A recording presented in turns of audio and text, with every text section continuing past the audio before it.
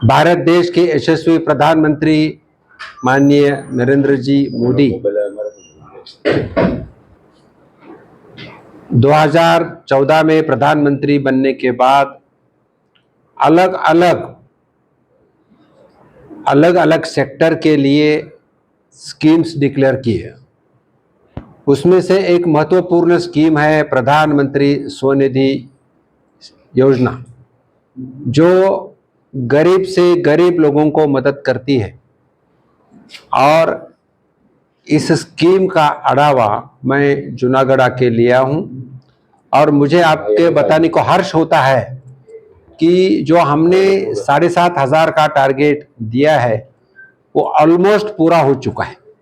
यह स्कीम जूनागढ़ की municipal commissioner और सभी बैंकों के माध्यम से 100% पूरी हो चुकी है। उनको टारगेट बढ़ा के दिया है और आने वाले समय में जूनागढ़ में 10,000 लोगों तक ये स्कीम पहुंचेंगी। लोगों को विदाउट कोलैटरल कम इंटरेस्ट में गरीब लोगों को जो रास्ते पे काम करने वाले 10,000 मिलने के बाद उनको 6 महीने के बाद 20,000 मिलते हैं और 1.5 साल के बाद उनको 50,000 मिलते हैं। ये यशस्वी काम जूनागढ़ में चल रहा है। मैं खुद हमारे जयंत भाई कौड़िया है, जवेर भाई टकरार है, हमारे लोकप्रिय सांसद श्री राजेश भाई चुड़ासमा है और शहर के अध्यक्ष शर्मा जी है। इनके सभी को साथ में लेके सभी विधायक भी थे, कोर कमेटी की मीटिंग लिया। उसके बाद हम कोऑपरेटिव सेक्टर की एक लोगों से संवाद, उनके प्रॉब्लम समझने के लिए संवाद का संपन्न हुआ, संवाद और चर्चा संपन्न हुई।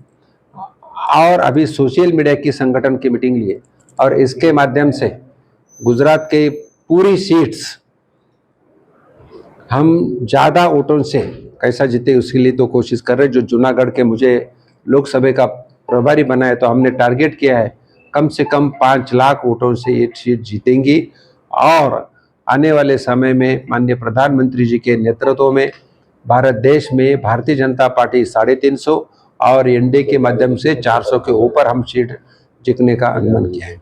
मैं इस वक्त इतना ही बताना चाहता हूं कि प्रधानमंत्री जी के नेतृत्व में जो भारत की इकोनॉमी तीसरे नंबर पे लाना कहता है, इसलिए हर सेक्टर में काम चल रहा है। तो पर्टिकुलरली गरीब सेक्टर में, गरीब यानी ग्रामीण क्षेत्र का हो या शहरी क्षेत्र का हो, अलग अलग स्कीम का हमने कैसा सैचुरेट हो इसके लिए भी काम कर रहे हैं। तो इसमें से एक स्कीम जो है प्रधानमंत्री स्वनिधि योजना, गुजरात में मैं कल आने के बाद राजकोट में जाके वहाँ भी म्यूनसिपल कमिश्नर और म्यूनसिपलिटी में जाके वहाँ भी मीटिंग ली, वहाँ भी काम अच्छा चल रहा है। ओवरऑल अगर नेशन वाइज विचार सोचे तो नंबर 1 मध्य प्रदेश है, नंबर 2 यूपी है और नंबर 3 गुजरात है। गुजरात में जहाँ स्कीम अच्छी चल रही।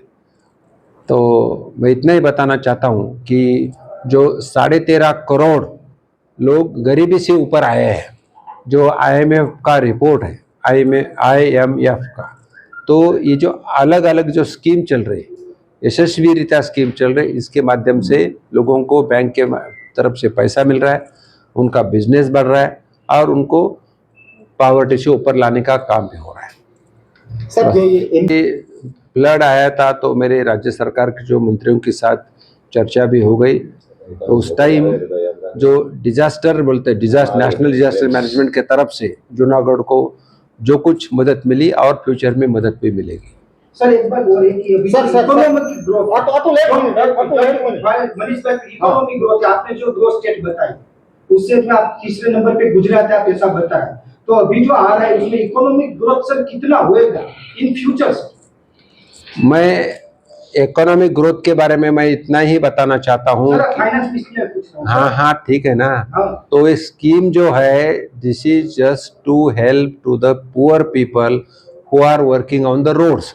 रोड पे काम करने वाले स्ट्रीट वेंडर के लिए स्कीम है, जिसको साहूकार के पास जाके पैसे लेना पड़ते थे, अभी लेने की जरूरत नहीं है।